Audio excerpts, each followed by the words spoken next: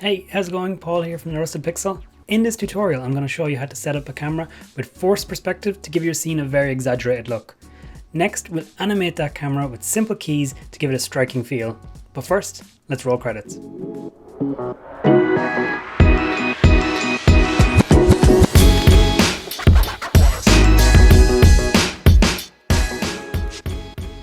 So in this short but simple tutorial, I'm going to show you how I set up and animated this camera.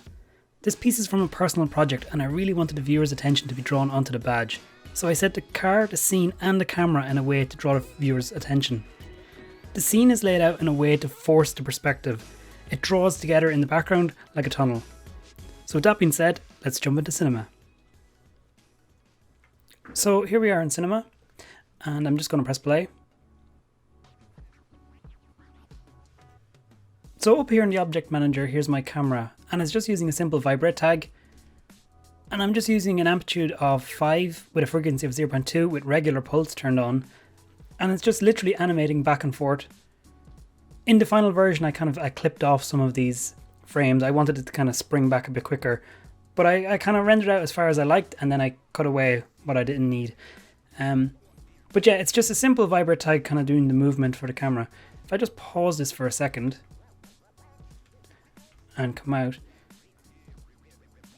We're using what's called 1-point perspective here, so I'm just going to drag this over here very quickly. 1-point perspective, we just have one focal point and the whole kind of scene draws back to it. So here's just some quick examples of 1-point perspective. This is a good one here. It works really well in this scene because I want the viewer to be drawn looking at one thing and one thing only. The scene is quite repetitive, it's quite similar. So it kind of works well here in this repetitive scene as well. It's just doors and a hallway to hallway down. And then just putting one object in that scene, one kind of like unique object in there, the viewer's going to be drawn to it straight away because everything else is just the same and the eye kind of like falls away. So here I really wanted everything to be kind of samey. It's actually a personal project based around Seinfeld and it's supposed to be Jerry Seinfeld's father's car. So he buys him a Cadillac. So that's why I wanted to zoom in on the Cadillac badge, and it's kind of supposed to look a bit like Florida with all the white buildings and the blue skies. But yeah, that's the kind of the thinking behind it. But I actually stretched out the geometry. I actually made the bonnet a little bit longer than it needed to be, just to kind of force the stretch. And then rather than just having the buildings kind of like line up straight into the back, I felt it was nicer to just draw them in, so that the viewer is really kind of like focused on it. And then I set up the camera in a way that you can see here's my composition. So if I just go to my camera composition and I turn it off, you can see I have the grid turned on so that I can see what's right in the center. And then I have the crosshair so I really know where the middle is and I can kind of focus on it. And then I have the camera with with a target tag, and it's just looking directly at this null here. So I'll show you very quickly how I did that, but it's just looking at the null, and you know, as I move the null, the camera will move. So you can see the camera is actually super close to it. So I have two cameras in here at the moment. One is the animated one and one is the original one. So if I move this around, we kind of get this really strange effect. Or I can actually go to the camera itself. I can come to the coordinates manager and I can just move it around and get this really cool like warping effect. You know, and you can actually animate these coordinates as well. So it's cool to kind of like just do it like a swing by as well. It looks really cool. So yeah, let's just set up the camera and get a similar result. So I'm just going to turn off the studio because it's just a little bit distracting. We can kind of see the scene a little bit easier that way. And I'm going to create my first camera. So it's created at the point where I set it up. I'm just going to zero this out by middle mouse clicking all of these. If I just pull this back and just set up the camera pretty regularly, kind of like that. I'm just jumping to the different viewports to line it up. I'm just going to grab the focus point and just pull it back so we're looking at the front. Just about there. Say it was about there. Oops.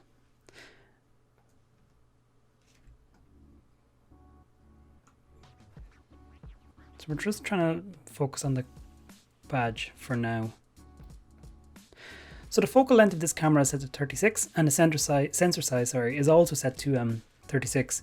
And if I just swap between the two of them, you can see how much it totally warps the shape. It's almost like the whole car is getting sucked into a vacuum. It's like we're just throwing in crazy deformers and we're just changing the shape of everything. And you can see how this is kind of bland and boring, and it's kind of like if your goal is I want the viewer to look directly at this Cadillac badge, and you give them this scene, the chance of them looking directly at it, it's not exactly overly high. Like, they will probably look in the middle because we do have the lines in the road directing you down, and you do have these lines kind of directing you down, so you're kind of looking in the middle. But when you're creating artwork and you want your viewer to look somewhere, you don't want to leave anything to chance. If you want them to really look at something, you got to direct them to it with composition, with lighting, with setting up the scene in a certain way. So here I knew I wanted them to look at it and nothing else, not pay attention to anything else. So I kind of thought, I've got to figure out how to make almost like a fisheye lens and force them to look at it. So let's just leave this as our standard 36 camera, and we can swap between them and see the differences. So I'm going to call this camera 36. That's just for the focal length and for the sensor size. If I duplicate this, if I move this camera really far out, jump in, and then we zoom in,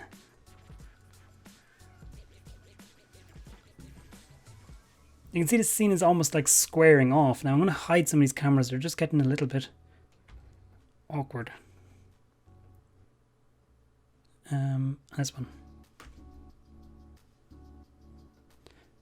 So I'm going to set this at about 160.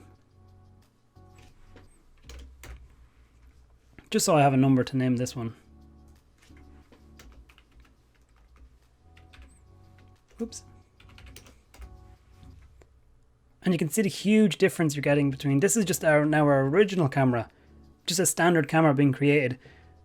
And you can see this is pulling the scene all closer together, bringing everything in. It's almost making it like a flattened off kind of like a stage or a set. Everything's been really like drawn in. The lines on our road no longer kind of stretch off into the distance. They almost look parallel. And let's just make one more camera. And this is the camera we're actually going to be using. So I'm going to bring it right up to the badge. In nice and close.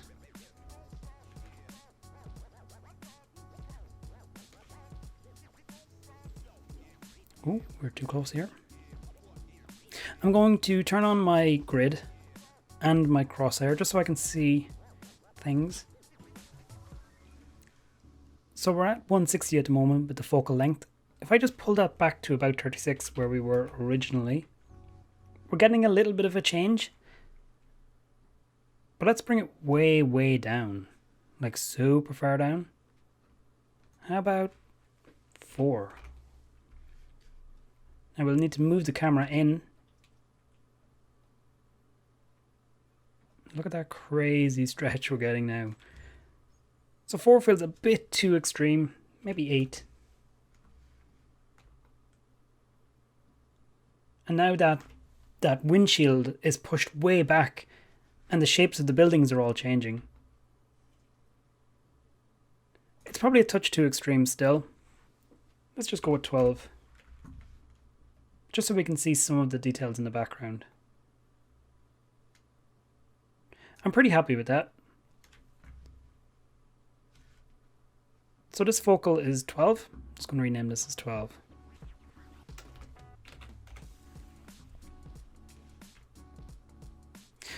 So if we actually jump back into our original camera, and we can just cycle between the cameras and just look at the different effects we're getting.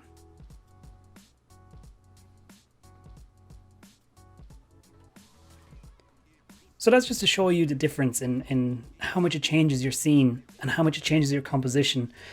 This kind of very stretched out style works really well with stylized work. It kind of like, it's almost dreamlike. It's almost kind of like, it's weird. It's kind of like, you know, it's over the top. It's not what you usually see in everyday filming, and it works really well with stylized artwork where you want the viewer to focus in on something. It actually works really well if you make Instagram daily posts in stories or TikTok. It looks really cool in a kind of a portrait setup.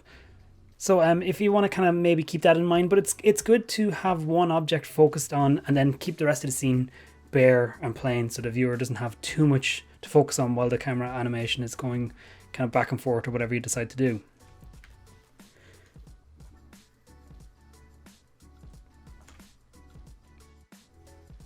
So the next thing we need to do is create a null, and this will kind of lock on for our camera so we can decide, you know, if we want to move the null rather than moving the camera. It'll just make it a little bit easier.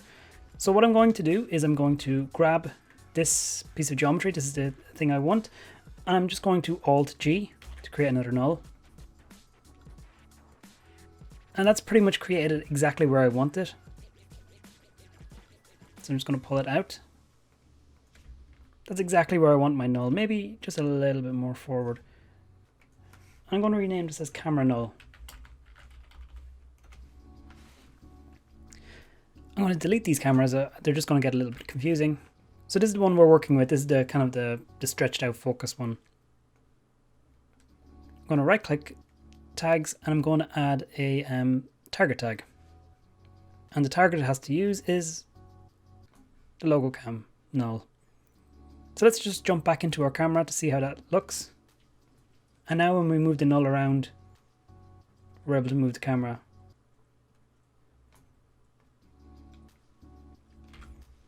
And also if we jump into the camera and coordinates, we can actually have a look around the camera in different ways as well. So it's almost like it's tied to it and it's not looking at anything else. I mean, that looks great if you're trying to create like a powerful shot. This would be a fantastic shot as well if you want to have skyscrapers going really high up. That works really well with 1 point perspective as well. I think there's a fantastic example in these sketches here somewhere.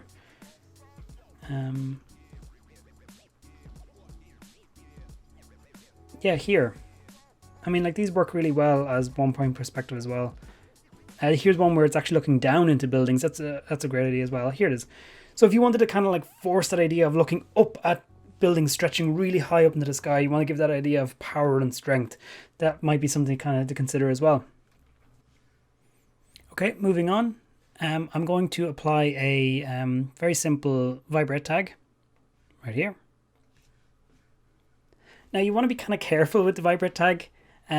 Before you actually use it, maybe it's a good idea to make a copy of the camera, just to have, like, you know, a backup. I'm going to call this backup because the vibrate tag is a little bit uncontrollable, I guess.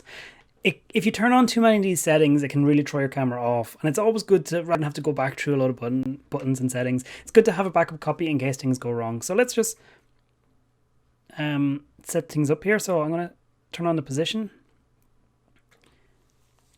And it's a little bit crazy. Let's just take this down to maybe 5. It's a little bit too fast as well. So this is the kind of speed at which it moves at. So let's make this down to maybe 0.5. And that slows it down a little bit. We may need more frames as well. So I'm just increasing the frames to maybe 150. Let's set that to 0 and see what happens if we go with maybe 10. So that's kind of similar to the settings I ended up using. If you can throw in some extra ones maybe here as well. You kind of have it kind of like whooshing by it. Rotation is a little bit of a dangerous one to use because it kind of just goes through the scene like that. And then your kind of camera is just gone. It's just off over there. So that's why I like to have a backup. So literally just trash that and work again.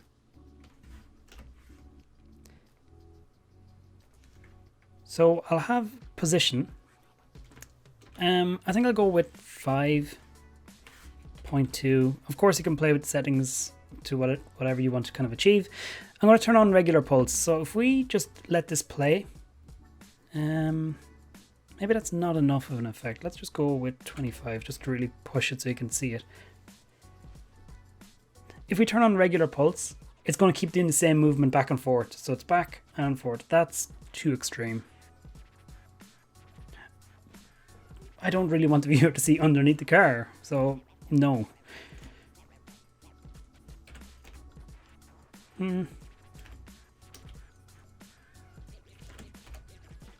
That's kind of interesting. So what you can do is you can kind of let it play away there, and then you can move this about. That's kind of interesting.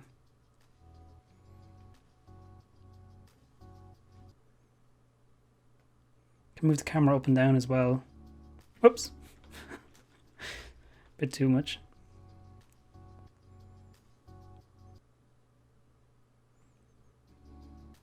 But you can play with different settings to kind of like fine-tune the look and feel you want, what you want to focus on. Do you want to see more bonnet or less? Do you want to see more of the sky or not? You kind of just play around with it.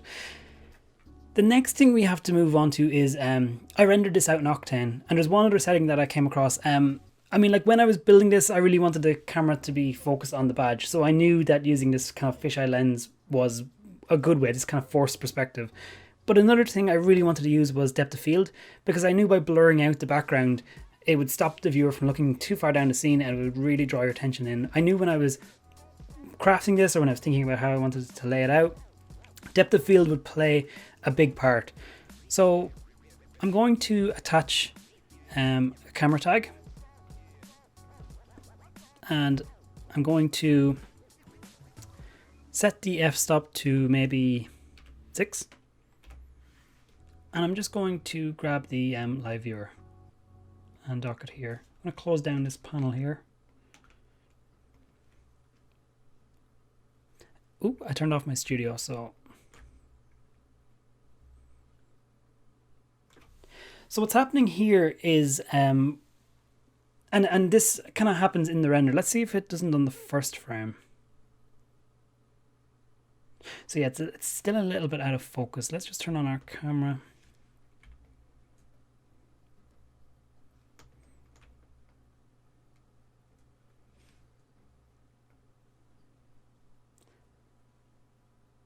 So yeah, 6 is a little bit rough.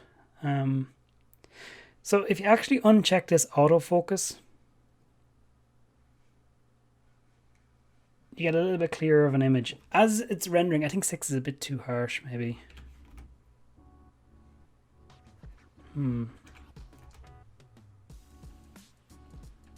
Oops, I mean 12.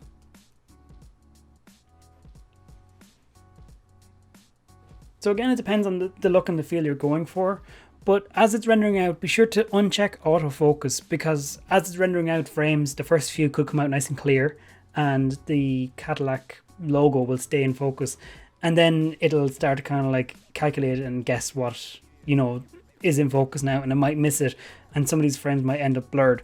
So be sure to uncheck autofocus, and it'll always focus on your badge object or your hero object you want focused on. I'm just going to check on that subdivision surface just to round up some of these edges. They're coming up a little bit too sharp looking. So that's just rendering away there. If you want to know a little bit about the light settings here, I think I have 2 lights going across. You can see there's kind of a light here and here. It's kind of highlighting the badge just to give it that metal look, just to kind of give the idea of sun rays coming down. Yes, these are my 2 car reflect lights here. If I just jump out of this camera for a sec,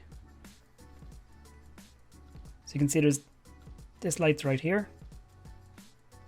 That's just lighting up the car. It's kind of casting a light across it.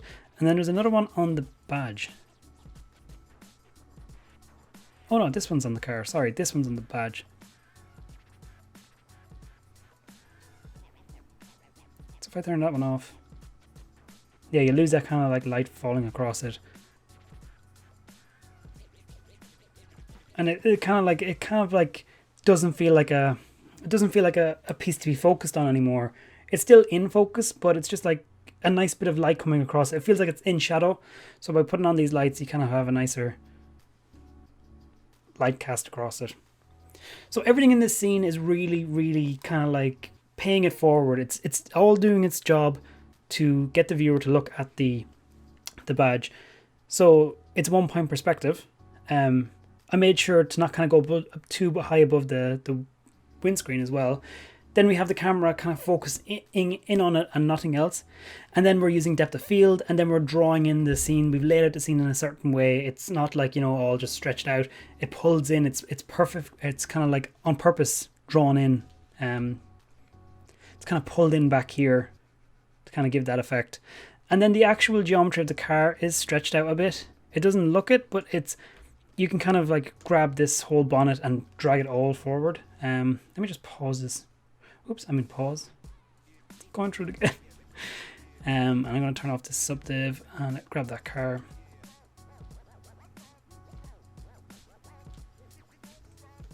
So because you can't see the wheels, it doesn't really matter, but you can drag the bonnet really far out and really kind of like over exaggerate it.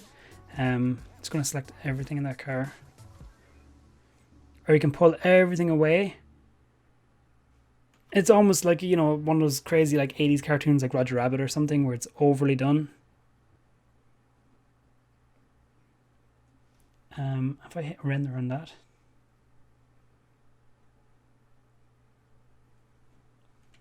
Yeah, it just feels like it's just so much further away now. Can we just move the camera up a bit? Oh, we're looking through the non-animated one. So I actually like the way that the windscreen is just kind of like, almost like bullhorns kind of held in between the badge. Now I just need to line this up a little bit better so it's more centered.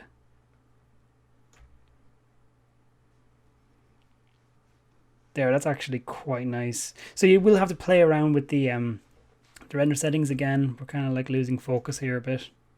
Oops. But yeah, so that's the kind of the overview of how I did this. So the 4 things you have to remember is the scene layout, the hero object, the force perspective, and be sure to turn off autofocus so that you're going to get a kind of a nice render each time. So yeah, I hope you enjoyed this tutorial, and I look forward to making more. Thanks very much.